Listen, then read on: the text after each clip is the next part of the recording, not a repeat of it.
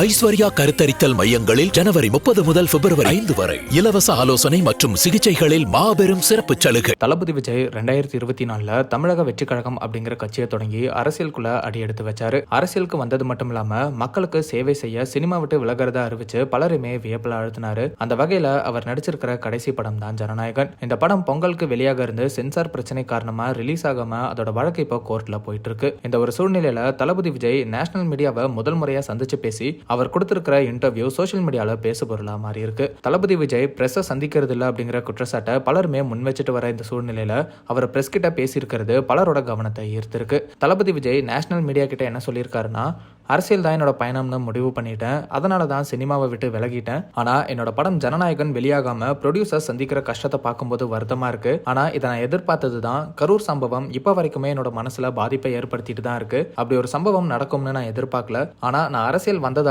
என்னோட படத்தை டார்கெட் பண்ணுவாங்க அப்படிங்கறது நான் எதிர்பார்த்தது தான். அதுக்காக நான் மனசளவுல தயாரா தான் இருந்தேன். நான் கோவிட்க்கு அப்புறம் இருந்தே என்னோட இந்த அரசியல் வருகையை பத்தி தீவிரமா யோசிச்சுட்டு இருந்தேன். கரூர் சம்பவம் நான் எதிர்பார்க்கவே இல்லை. அது எனக்கு ரொம்ப அதிர்ச்சியா இருந்துச்சு. நான் அதை பத்தி அதிக நேரம் ப்ராசஸ் பண்ணேன். ஆனா அந்த சம்பவம் பத்தி என்கிட்ட கேட்கப்பட்ட கேள்விகளுக்கு பதில் கொடுக்கல. ஆனா என்னோட பேச்சு மூலமா எல்லாத்துக்குமே பதில் சொல்லிட்டேன்.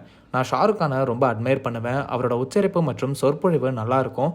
இவர் மட்டும் இல்லாம எம்ஜிஆர், ஜெயலலிதா, கருணாநிதினு இவங்க எல்லாருமே என்னோட ரோல் மாடல்ஸ் தான் அப்படின்னு தளபதி விஜய் சொல்லியிருக்காரு. மேலும் ஜேர்னலிஸ்ட் விஜய் அவர்கள் கிட்ட நீங்க கிங் மேக்கரா அப்படின்னு கேட்டிருக்காரு. அந்த கேள்விக்கு விஜய் அதிர்ச்சியாகி, நீங்க ஏன் என்ன கிங் மேக்கர்னு நினைக்கிறீங்க? அப்படி இல்ல, நான் கண்டிப்பா போராடி வின் பண்ணுவேன் அப்படின்னு சொல்லியிருக்காரு. அதுக்கப்புறம் தொடர்ந்து பேசியிருக்கிற தளபதி விஜய், அடுத்த வாரம் ஒரு பேரணி இருக்கு, அதுக்காக தயாராகிட்டு இருக்கேன். நிறைய மாறுதல்கள் இருக்கும். காரணம், மற்ற கட்சிகளை விட சிறப்பாக இதை நடத்தணும் அப்படிங்கிற புரிதல் வந்திருக்கு. நான் வலதுசாரியோ இல்லைன்னா இடதுசாரியோ கிடையாது. மக்கள் பிரச்சனை என்னவோ அதுக்கு என்ன பண்ணலாம்னு தான் பாக்குறேன் அப்படின்னு தளபதி விஜய் சொல்லியிருக்காரு. மேலும் ஜேர்னலிஸ்ட் தளபதி விஜய் கிட்ட, நீங்க ஏன் ஏடிஎம்கே கூட கூட்டணி வைக்க கூடாது? அப்படி பண்ணா நீங்க வின் பண்ண அதிக வாய்ப்பு இருக்கேன்னு கேட்டிருக்காரு. அதுக்கு தளபதி விஜய், நான் ஏன் கூட்டணி வைக்கணும்? நான் ஜெயிச்சுட்டு இருக்கேன். நான் ஜெயிக்கலன்னு நீங்க நினைக்கிறீங்களா? நான் ஜெயிக்கலன்னு உங்களை எது யோசிக்க வச்சது? நான் ஜெயிச்சுட்டு தான் இருக்கேன். என்னால மற்ற அரசியல்வாதிங்க மாதிரி மக்களை சந்திக்க முடியல அப்படின்னு எனக்கு நல்லாவே புரியுது. அதுக்கு என்னோட பிரபலம் ஒரு தடையா இருக்கு. மேலும் அரசியல் களத்துல இப்ப எல்லாருமே விஜய் ஏன் பேசல அப்படின்னு தான் பேசிட்டு இருக்காங்க.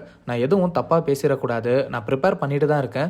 சரியான நேரத்துல லைவ் இன்டர்வியூ தருவேன் அப்படின்னு தளபதி விஜய் இன்டர்வியூல பேசியிருக்காரு. தளபதி விஜய இன்டர்வியூ பண்ண ஜேர்னலிஸ்டும் விஜயை பார்க்கும்போது எந்த ஒரு குழப்பமும் இல்லாத மாதிரி இருக்கு. அவர் இந்த ஒரு எலெக்ஷனுக்காக மட்டும் இல்லாம இன்னுமே பல வருஷத்துக்கு அரசியல பயணிக்கலாம்னு முடிவெடுத்தவர் மாதிரி இருக்குன்னு வியந்து பேசியிருக்காரு. தளபதி விஜயோட இந்த ஃபர்ஸ்ட் மீடியா இன்டராக்ஷன் இப்ப சோசியல் மீடியால பேசு பொருளா மாறி இருக்கிற நிலையில பலருமே இப்ப தளபதி விஜயோட லைவ் இன்டர்வியூவை எதிர்பார்த்து காத்துட்டு இருக்காங்க. ஐஸ்வர்யா கருத்தரித்தல் மையங்களில் ஜனவரி 30 முதல் பிப்ரவரி 5 வரை இலவச ஆலோசனை மற்றும் சிகிச்சைகளில் மாபெரும் சிறப்பு சலுகை.